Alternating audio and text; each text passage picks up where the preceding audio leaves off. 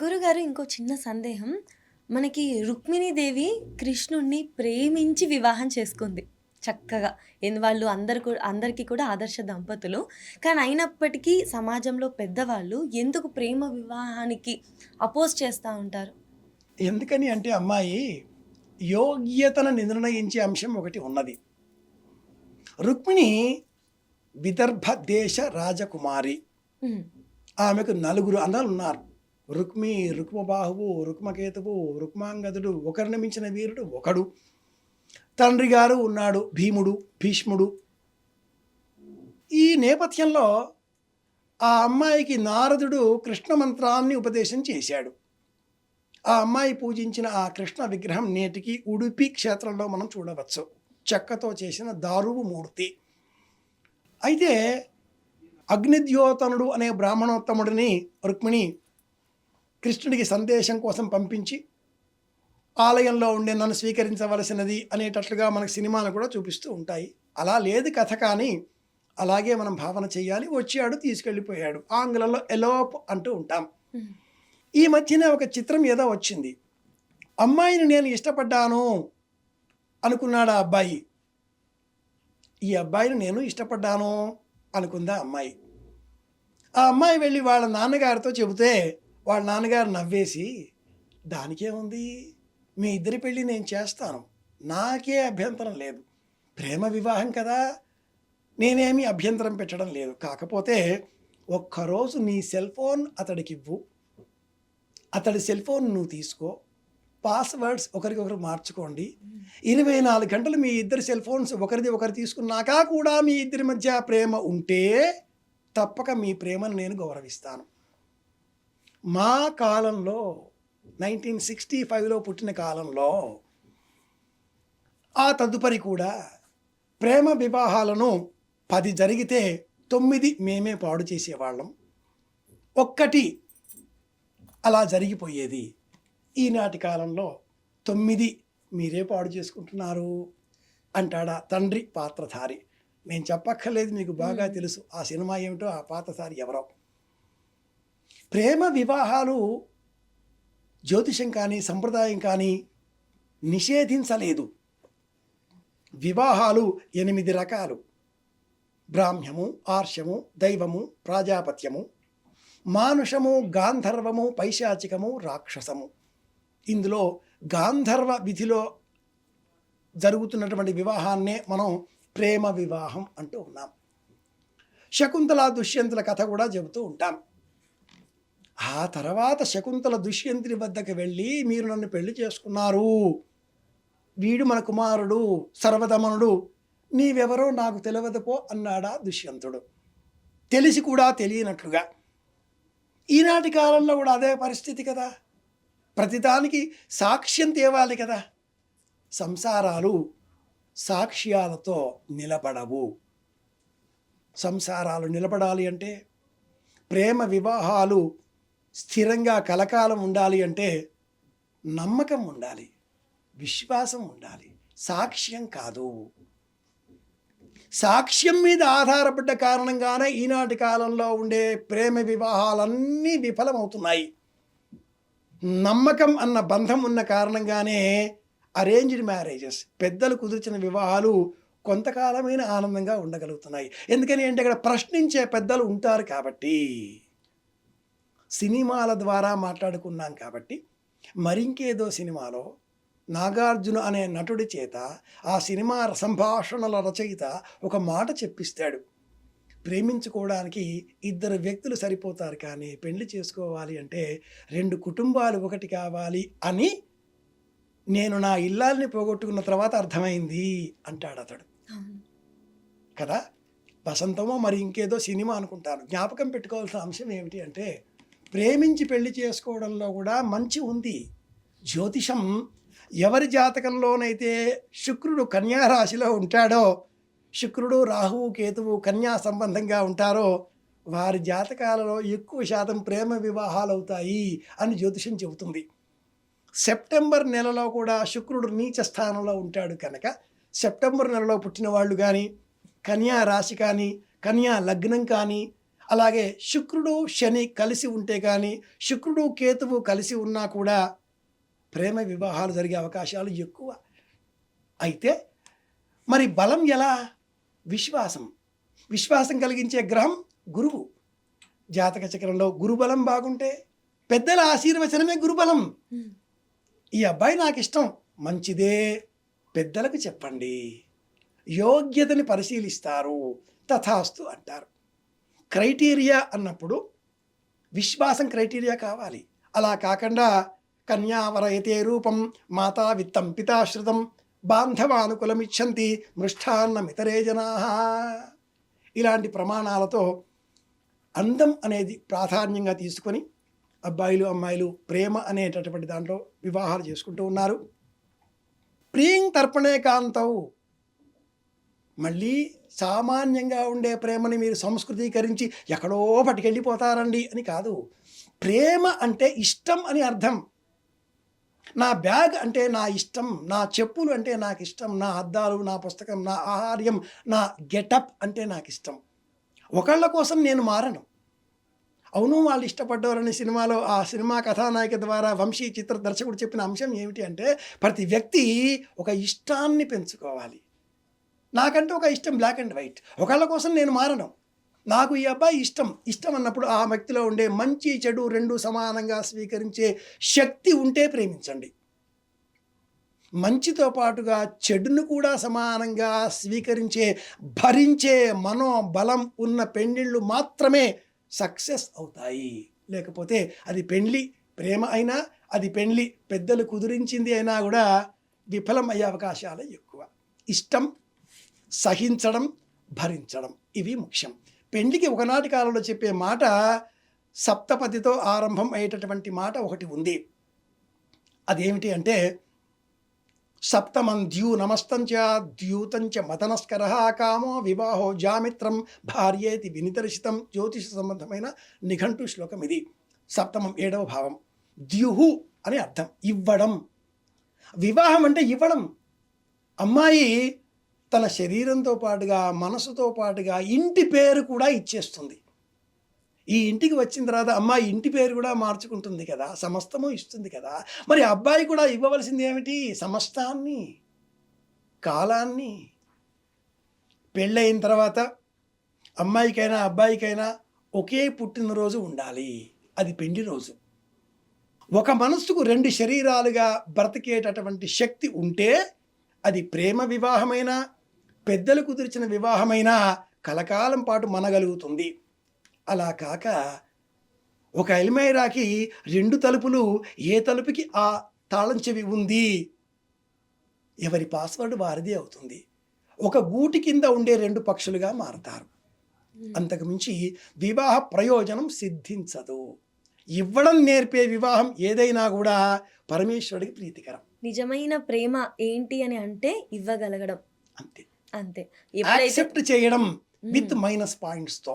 ఎప్పుడైతే మనం ఆ విధంగా యాక్సెప్ట్ చేయగలుగుతామో అప్పుడు ఆ వివాహానికి వాళ్ళు సిద్ధంగా ఉన్నట్లు. గురుగారు, ఇప్పుడు నిజమైన ప్రేమ ఏంటి అని అంటే అందరూ ఆకర్షణ వాటికే అనుకుంటున్నారు. కానీ నిజమైన ప్రేమ ఏంటి అంటే ఇవ్వగలగడం, మన సమస్తాన్ని వాళ్ళకి ఇవ్వగలగడం, వాళ్ళలో ఉన్న మంచిని చెడుని రెండింటిని కూడా ఎప్పుడైతే యాక్సెప్ట్ చేయగలుగుతామో అప్పుడు వాళ్ళది నిజమైన ప్రేమ, వాళ్ళు వివాహానికి రెడీగా ఉన్నట్లు. ఖచ్చితంగా గురుగారు. ఇంకొక సాధారణమైన ప్రశ్న అందరికీ అలా అడగాలి అనిపిస్తుంది, కానీ వాళ్ళ పనుల్లో ఉండి ఎప్పుడు అడగను కూడా అడగరు. గుడికి వెళ్ళినప్పుడు, దేవాలయానికి వెళ్ళినప్పుడు, దేవుడికి నమస్కరించుకుంటున్నప్పుడు మనం చూస్తే లోపల విగ్రహం కానీ ఇలా ఉన్నప్పుడు వెనక ఒక ఆర్చ్ లాగా ఉంటుంది. అది ఎందుకు ఉంటుంది? ఆగమ శాస్త్ర నియమాలకు లోబడి ఆలయంలో ఉండే అర్చామూర్తికి వెనక ఒక తోరణం ఏర్పాటు చేయాలి. ఆ తోరణం పేరు మకర తోరణం. శివాలయంలో ఈ తోరణం శాస్త్ర ప్రకారం ఉండదు, ఉండకూడదు కూడా. శివాలయంలో అక్కడ కూడా ఈనాటి కాలంలో ఏర్పాటు చేస్తున్నారు. ఈశ్వర భక్తులలో ఒకానొక భక్తుడు ఈశ్వరునికి వ్యతిరేకంగా వచ్చే ఆసుర శక్తులన్నింటినీ కూడా యుద్ధం చేసి అంతం చేస్తూ అలసిపోయాడు. ఆహారంగా ఏం తినాలా అనుకున్నప్పుడు శివానుగ్రహంతో, శివుని ఆజ్ఞతో తన పాదాలతో తానే తన దేహాన్నే తినడం మొదలుపెట్టాడు. చివరికి శిరస్సు మాత్రమే మిగిలింది. అనుగ్రహించిన పరమేశ్వరుడు ఎక్కడ దైవశక్తి ఏర్పాటుగా లోకానికి కనిపించే విధంగా అర్చామూర్తిగా వెలసి ఉంటుందో, ఆ అర్చామూర్తి వెనక మకర తోరణంలో మకర ముఖంతో ఆ మధ్యలో నీవు నాలిక తెరచి దంతములతో వచ్చే వ్యక్తులలో ఉన్నటువంటి అసూయ, కార్పణ్యము, కక్ష, ఆగ్రహము, స్వార్థము వీటిని తినవలసింది అని అనుజ్ఞ ఇచ్చాడు.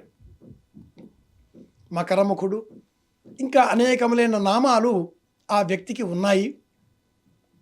శివానుగ్రహం కలిగిన ఆ వ్యక్తి మకర తోరణం మధ్యలో ఉన్న ఆ రూపాన్ని చూచి శివుడిని ఎంత భక్తితో మనం నమస్కరిస్తున్నామో, విష్ణువు, వెంకటేశ్వరుడు, ఏ దైవాన్ని అయినా, ఏ దేవతనైనా, దుర్గా, దాక్షాయణి, మీనాక్షి, ఏ రూపాన్ని చూచినా నమస్కరిస్తామో భక్తితో, అంతే ఆసక్తితో ఆ అర్చామూర్తి శిరస్సు శిఖరం పైన ఉండేటటువంటి ఆ మకర తోరణం మధ్యలో ఉండే బింబమును చూచి మనలో ఉండే అసూయ, ఆగ్రహం, కక్ష, కార్పణ్యాలు, బద్ధకం అన్ని దుర్లక్షణాలు అక్కడ ఇచ్చేసాం. అటువంటి మళ్ళీ ఇలా చూస్తే నేనే కనిపిస్తాను. ఇవన్నీ వెళ్ళిపోయావి కాబట్టి ఇక మిగిలిందేమిటి? దైవరూపమే కదా. నీవు నేను అన్న భేదం లేకుండా అద్వైత రూపంతో సారూప్యము పొందే విధంగా ఆలోచన చేసే క్రమంలో మకర తోరణం వెనక ఉండేటటువంటి ఈ ఆర్చికి పేరు. ఇది ఉద్దేశ్యం. వెనక దానికి ఒక కథ ఉంది, అర్థం కూడా ఉంది, మనం ఏం తప్పకుండా. నేర్చుకోవాలి అని చెప్పేసి. అక్కడ మనం వదిలిపెట్టవలసింది మనలో ఉండే అసూయ, కక్ష, కార్పణ్యాలు ఇవేవీ లేకుండా దేవతా దర్శనం మాత్రమే చేసుకొని, అలంకారాలు మాత్రమే చూచి, వరుసలలో బారులలో ఉండేటటువంటి తోటి భక్తులను గమనిస్తూ, వారి నగలను, చీరలను, దుస్తులను కూడా పరిశీలిస్తూ బయటికి వచ్చిన తర్వాత నేను 4 సార్లు దర్శనం చేసుకున్నాను, 10 సార్లు దర్శనం చేసుకున్నాను అంటూ సెల్ఫీలు తీసుకుని తోటి వారికి చెబుతూ మనం చేసేటటువంటి దర్శనంలో పరమాత్ముడి అనుగ్రహం ఎంత మాత్రమూ ఉండదు.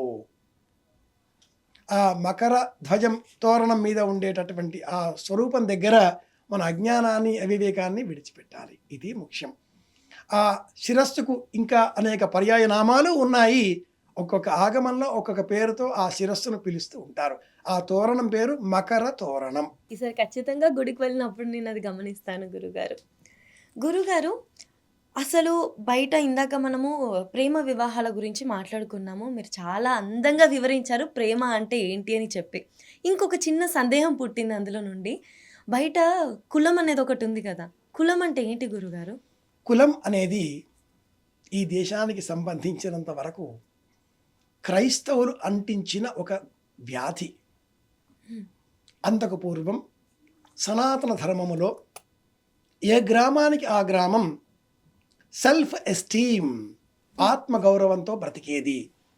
ఒక గ్రామంలో కుమ్మరి వృత్తి చేసేవాళ్ళు కులాలుడు అన్న పేరిట కుండలు సిద్ధం చేస్తే, సిద్ధం చేసిన ఆ కుండలు ఎంత అవసరం? ధాన్యం నిలబెట్టుకోవడం కోసం, నిలువపోసుకోవడం కోసం, మంచినీరుని నిలుపుకోవడం కోసం, పొదుపు ఆదా చేసుకోవడం కోసం, మరణిస్తే చితి చుట్టూ చివరి నీటి బొట్టు సమర్పించడం కోసం కూడా కుండలు అవసరం. ఆ గ్రామంలో ఒక ఆలయం ఉంటే ఆలయంలో ఉండే పరమేశ్వరుడికి, అర్చామూర్తికి అలంకారం కోసం దుస్తులు ధరింపజేయాలి. మనం కూడా బట్టలు కట్టుకోవాలిగా. శాలె వృత్తిలో నేత, మగ్గం పనిచేసేవారు ఆ గ్రామంలో ఉండాలి, అవసరం. ఆలయం కావాలి, ఇల్లు కూడా కావాలి, వడ్రంగి కావాలి. అలాగే అన్ని వృత్తుల వారు పూర్వంలో గ్రామంలో ఉండేటప్పుడు ఒకరిని ఒకరు బావ, అక్క, అత్త, అమ్మ అన్న బంధుత్వంతో పిలుచుకునేవాళ్ళు. వీళ్ళందరికీ జ్ఞానం చెప్పడం కోసం ఒక వ్యక్తి చెట్టు కింద కూర్చుని పురాణం చెప్పేవాడు. రామాయణం, భారతం, పురాణ కాలక్షేపం కూర్చుని ఆయన చదువుతున్నాడు కాబట్టి వీళ్ళంతా ఏదైనా పండిస్తే కొంత అతడికి అందించి, పక్క గ్రామాల వాళ్ళు ఎవరైనా ఇక్కడికి వచ్చి ఏదైనా హరించుకుపోకుండా కాస్త కండ, అండ, దండ ఉన్నవాళ్ళు చేతితో 2 కర్రలు పట్టుకుని ఆ గ్రామానికి రక్షణగా కూడా ఉండేవాళ్ళు క్షత్రియులు. ఇలా వర్ణ వ్యవస్థ ఉండేదే కానీ కుల వ్యవస్థ పూర్వకాలంలో లేదు లేదు లేదు. మనమంతా యువకులం. ఏ కులం? యువకులం. యువకులం. ఇది మర్చిపోతే ఎలా? మానవులం కదా, ఇది మర్చిపోతే ఎలా? జనాభా లెక్కలు చేసే సమయంలో 1910వ సంవత్సరంలో పాశ్చాత్యులు, బ్రిటిషర్స్ ఈ దేశాన్ని విభజించే ఆలోచనలతో 32 స్కెడ్యూల్స్, లైన్స్, వరుసలలో జనాభా లెక్కలు అన్న పేరిట కులాల వారీగా జనాలని విభజించి అందులో 7వ కాలం, 8వ కాలం వీటిల్లో ఎస్సీ ఎస్టీలు, షెడ్యూల్ ట్రైబ్స్, షెడ్యూల్ క్యాస్ట్ 31, 32 ఇలా విభజించి మనుషులను కులాల పేరిట వేరువేరుగా చేయడంతో వర్ణాశ్రమ అస్పృశ్య ధర్మాల పేరిట ఈ దేశంలో ముక్కలు మక్కలు అనడం మొదలుపెట్టారు. క్రైస్తవంలో కులాలు లేవా? అందరూ ఒకటి ఎప్పటికీ కారు. మనకు తెలిసి ప్రొటెస్టెంట్లు, క్యాథలిక్కులు అని మాత్రమే కాకుండా రోమన్ ప్రొటెస్టెంట్లు ఉంటారు. స్ప్రింక్లర్స్ అన్న పేరిట ఈ దేశంలో ఉండేటటువంటి క్రైస్తవం స్వీకరించిన వారిని నిజమైన రోమన్ క్యాథలిక్కులు దగ్గరికి కూడా రానివ్వరు. కన్వర్ట్ అయినా కూడా మళ్ళీ అందులోనే కులాల వారీగా వివాహాలు అవుతూ ఉంటాయి. ఏ చర్చిలో బాప్తిజం తీసుకున్నారో ఆ చర్చికి సంబంధించిన బరియల్ గ్రౌండ్, సమాధిలోనే మీకు స్థలం కేటాయించబడుతుంది. వేరే సమాధి కోసం వేరే చర్చి పరగణలోనికి కూడా మిమ్మల్ని రానివ్వరు. చనిపోయిన శరీరాన్ని కూడా వేరే బాప్తిజం సంబంధించిన చర్చి ప్రాంగణంలోనికి కూడా రానివ్వని ఇతర మతాల ప్రభావంతో ఈ దేశంలో కులం కులం కులం అనడం మొదలుపెట్టారే. పాలకి కులం ఉందా, గాలికి కులం ఉందా, మనిషికి కులం ఉందా అని ప్రశ్నించే మనమంతా ఒకటిగా మారే ప్రయత్నం చేయాలి. ఎవరు ఒకటి అవుతున్నారు? జ్ఞానంతో ఉండేవాళ్లే ఒకటి అవుతున్నారు. ఈనాటి కాలంలో ప్రపంచాన్ని 2 శాసిస్తున్నాయి. ఒకటి డబ్బు, 2 అవసరాలు. డబ్బు గల వారందరిది ఒకటే కులం, మర్చిపోకండి. ఏ కులంలో పుట్టినా డబ్బుంటే ఆయా కులాల వాళ్ళంతా ఒకటి అవుతారు. రెండవది అవసరం. ఎలాంటి వారైనా వారితో మనకు అవసరం ఉంది. ఆ అవసరం కోసం అన్ని హద్దులను మనం చెరిపివేస్తూ ఉంటాం. కాబట్టి ఏ కులము? నాగరికులం మనం. నాగరికత మర్చిపోతే అనాగరికంగా ఉంటే కుల వ్యవస్థలో పడి కొట్టుకుంటాం. నాగరికులం కాబట్టి యువకులంగా ఆలోచన చేసే ప్రయత్నం చేద్దాం. ఇది మన కులం. చాలా బాగా వివరించారు గురుగారు. అసలు కులం కులం అని చెప్పేసి బయట ఎవరైతే కొట్టుకుంటున్నారో వాళ్ళకి అసలు సరైన సమాధానం ఇదైతే. కులం పేరిట నన్ను అనుసరించే వారిని నేను నా వెనక వేసుకొని నేను నాయకుడిగా మారి నా వెనక 4 రాళ్ళు వేసుకోవచ్చు. ఈ నేపథ్యంతో కుల వ్యవస్థ ఈ దేశంలో కొనసాగింపబడుతుందే కానీ ఈ దేశాన్ని నిజంగా ఈనాటి కాలంలో నడుపుతున్న విషయం ఒక్కటే. ఆ ఒకటి 2గా మనకు కనిపిస్తున్నది. ఆ ఒక్కటి డబ్బు. కనిపించే ఆ 2, ఒకటి డబ్బు అయితే రెండవది అవసరాలు. ఇవి మాత్రమే ఈనాటి కాలంలో ఈ దేశాన్నే కాదు ప్రపంచాన్నే శాసిస్తున్నాయి. గురుగారు, దేవుడికి కులం ఉంటుందా గురుగారు? అంటే కొంతమంది ఏమో నామాలు పెట్టుకున్న వాళ్ళు ఒక కేటగిరీ, భస్మం పూసుకునే వాళ్ళు ఇంకొక కేటగిరీ. ఇలాగే కదా జనాలందరూ కూడా కేటగిరీస్గా డివైడ్ అయి చేసుకుంటున్నారు. మంచి మాట. కులం, మతం, ధర్మం అనే వాటిని మనం నిర్వచించాల్సి వచ్చినప్పుడు దేవుళ్ళకి కులాలు ఉంటాయా? దేవతలలో గ్రామ దేవతలు అన్న పదం ఉంటుందా? ఎల్లమ్మ, పోచమ్మ, మైసమ్మ, మారెమ్మ గ్రామ దేవతల అంటే వేరా? పరిచార దేవతలు కూడా ఉంటారా? సంస్కృతీకరింపబడిన దేవతలుగా రాముడు, కృష్ణుడు అని స్వీకరిస్తారే, ఏ దేవత కూడా బ్రాహ్మణ కులానికి చెందిన వారుగా లేరు. ఒక్క వామనుడు కనిపించినా కూడా ఆయనకు ఆలయాలు లేవు. బ్రహ్మదేవుడుగానే బ్రహ్మజ్ఞానం బ్రాహ్మణేమో అనే అనుకునే పక్షంలో బ్రహ్మదేవుడికి ఈ దేశంలో గుడే లేకుండా పోయింది.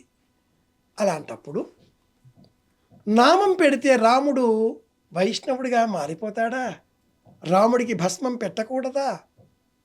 మహాభారతాన్ని మనకు అందించిన కవిత్రయం, అందులో శంభుదాసు అనేటటువంటి ప్రబంధ పరమేశ్వరుడిగా కీర్తి పొందిన ఎర్రన్న తాను రచించిన అరణ్య పర్వశేషంలో రామచంద్రమూర్తికి భస్మాన్ని అలంకరించాడు. రాముడు భస్మం పెట్టుకొని ధనుర్ధారిగా ఒక పక్కన ఇల్లాలు, ఒక పక్కన సోదరుడు వెంట రాగా అడవులకు పయనమే వెళ్ళినట్లుగా ఎర్రన్న మహాభారతం అరణ్య పర్వశేషంలో చూపించాడు. సితభూతి భూషితుడు. ఎర్రన్న వర్ణించిన ఆ రాముడు సితభూతి భూషితుడు, భస్మం పెట్టుకున్నవాడై ఉన్నాడు. ఈ మాట విన్నాక ఎవరైనా చిత్రకారుడు కంప్యూటర్స్ ఏవైనా సహాయంతో ఆ రాముడికి భస్మరేఖలని అందించి అలంకరించి ఒక ఆర్టిఫిషియల్ ఇంటెలిజెన్స్ నేపథ్యంలో ఏర్పాటు చేసి మనకు చూపిస్తే ఎంత బాగుండో. ఎర్రన్న ఏ రూపాన్ని మనకు చూపించాడో ఆ రూపాన్ని మనం ప్రత్యక్షంగా చూసే అదృష్టానికి ఇలా దర్శనంగా కూడా నోచుకున్న వాళ్ళం అవుతాం. ప్రాచీన కాలంలో చూచేది లేదు, చదవడమే, వినడమే, అనడమే ఉండేది. వింటే ఏం విన్నానా అనే ఆలోచనతో ఊహ, ఇమాజినేషన్, ఊహించిన దానిని ఎదుటివారికి చెప్పడం అంటే అనడం. అన్నవారు శ్రద్ధగా వింటే వ్రాయడం, వ్రాసిన దానిని చదవడం ఇలా ఉండేది. చూడడం లేనే లేదు, ఆలయాలు పూర్వం లేనే లేవు. అగ్నిహోత్రుడే దైవం, దీపమే దైవం. అగ్నిహోత్రమే వనదుహ్యాక్షూద్ర తద్ధినోత్ పునంతి. ఋగ్వేదంలో మొట్టమొదటి మంత్రం కూడా అగ్నిమీలే పురోహితం అగ్నిహోత్ర స్తోత్రంతో ఆరంభమవుతుంది. అగ్నిహోత్రమే దైవం. 98.8 డిగ్రీస్ టెంపరేచరే దైవం దేహంలో ఉంటుంది. అది లేకపోతే ఇది శవం, ఉంటే శివం. 98.8 డిగ్రీస్ టెంపరేచర్ అది ఉంటే ఇది శివం, లేకపోతే శవం. రాముడికి భస్మరేఖలు ఎర్రన్న పెట్టాడు. ఈనాటి కాలంలో మతాధికారులు పీఠాధిపతులుగా ప్రకటించుకుంటూ దేవుళ్లకు కూడా బొట్లు పెట్టేసి నామం పెడితే వైష్ణవం, భస్మం పెడితే శైవం అనే విభజనని మన ముందు మన బ్రెయిన్లో అలా ఎక్కించేస్తున్నారు. ఇది తప్పు, ఇది దోషం. ఆలోచనలకు ప్రతీకగా ఉండేవే బొట్లు కానీ మనిషిని శాసించేవి బొట్లు కావు. మనకు నచ్చిన బొట్టు మనకు నచ్చిన దైవానికి మనం పెట్టుకోవచ్చు. ఇలాంటి వర్ణన మనము గణపతి విషయంలో స్వేచ్ఛతో చూస్తున్నాం. గణపతి మంటపాలు ఏర్పాటు చేసే సమయంలో చిత్రకారుడు అతడి మనస్సుకు ఏ బొట్టు బాగుంటుంది అనిపిస్తే ఆ బొట్టు పెట్టేస్తాడు. అవును, అక్కడ ఏ కంప్లైంట్ లేదు. అలాగే మనం మనకు నచ్చిన రాముడిని కూడా ఆలోచించుకుందాం. గణపతికి స్వేచ్ఛ ఉన్నప్పుడు రాముడికి ఉండకూడదా? చాలా చాలా సరళమైన భాషలో మా అందరికి అర్థమయ్యే విధంగా మీ విలువైన సమయాన్ని కేటాయించి నాకున్న సందేహాలన్నిటినీ కూడా మా యూటీవీ ప్రేక్షకులందరికీ కూడా చక్కగా వివరించినందుకు మనస్ఫూర్తి ధన్యవాదాలు గురుగారు. కృష్ణార్పణం.